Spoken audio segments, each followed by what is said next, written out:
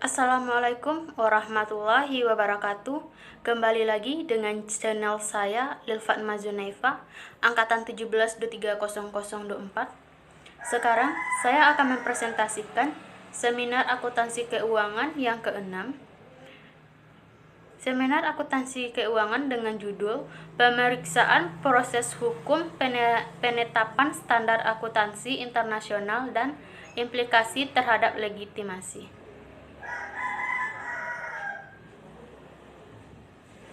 Legitimasi prosedural adalah jenis legitimasi moral yang dapat diciptakan atau menghilang, dipertahankan, dan dibangun atau dirusak menurut tingkat kemandirian dan ketidakberpihakan yang dirasakan. Menurut Jusman 1995 membedakan legitimasi menjadi 3 bentuk utama: 1. Pragmatis, moral, dan kognitif. Legitimasi pragmatif dianggap bentuk yang paling mudah untuk mendapatkan tapi paling tahan lama. Sedangkan legitimasi kognitif adalah yang paling difficultus untuk mendapatkan tapi yang paling tahan lama. Setelah itu ada legitimasi kognitif adalah hasil dari pengalaman jangka panjang konstituen dan persepsi mereka tentang legitimasi pragmatis dan moral organisasi yang sedang berlangsung. Dengan demikian, keprihatinan atas legitimasi moral atau prosedural tidak hanya langsung bermasalah, tetapi juga menempatkan pada tingkat resiko legitimasi pragmatis dan kognitif. Legitimasi pragmatif mengacu pada rasa kesegaran antara organisasi dan audiens, di mana wawancara didominasi oleh kepentingan pribadi, seperti yang dicatat menurut Sutman, adalah umum bagi khalayak untuk menjadi konstituen yang meneliti tindakan organisasi untuk mengevaluasi konsekuensi bagi mereka.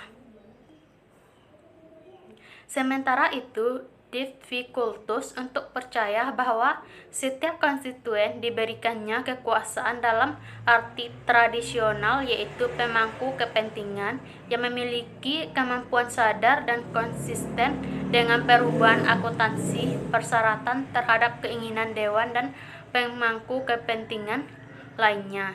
Ada argumen yang kuat terhadap salah satu varian legitimasi pragmatis dikenal sebagai de Vries pengaruh legitimatif.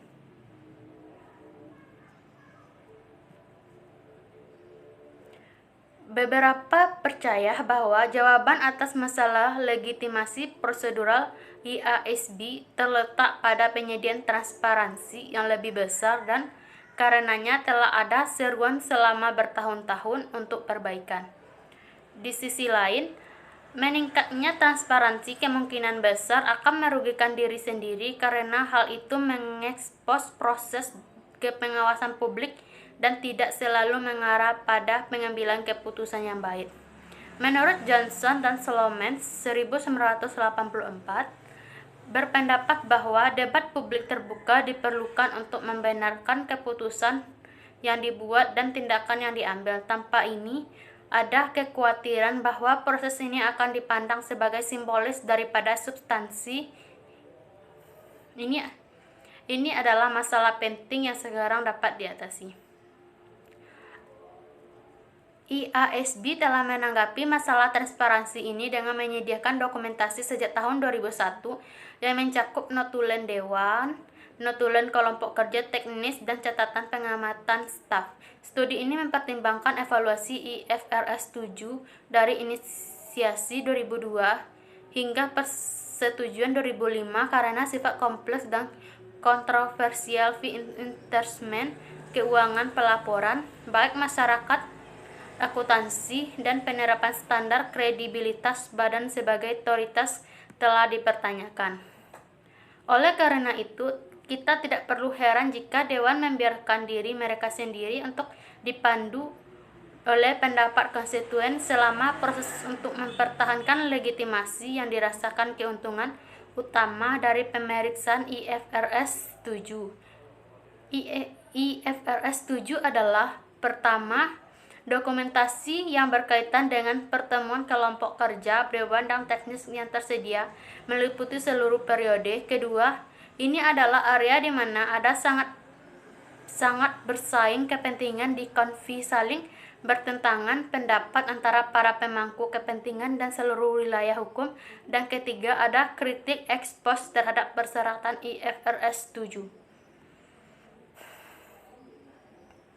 Pekerjaan sebelumnya telah mengandalkan hampir secara eksklusif pada perhitungan suara sistem untuk mengukur relatif pengaruh dari kelompok-kelompok stakeholder. Sebagian besar menghadap implikasi potensial bias yurisdiksi dan mendefinisikan keberhasilan konstituen sebagai jumlah komentar yang diterima sebagai bagian dari komentar yang baik.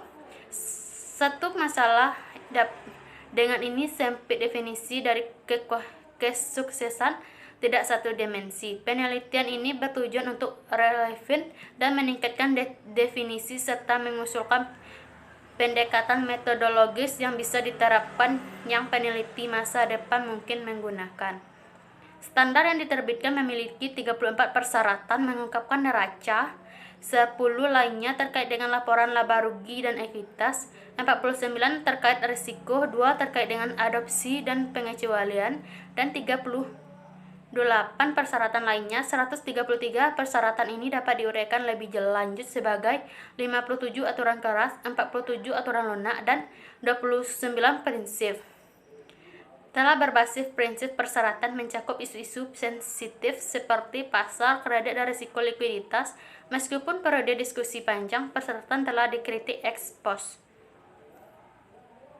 Penelitian ini berfokus pada analisis rinci dari surat komentar publik, risalah rapat Dewan IASB, dan pencatatan dari temuan kelompok kerja teknis. Melobi penelitian memiliki dan besar terpaksa fokus pada suara komentar publik untuk mengukur tingkat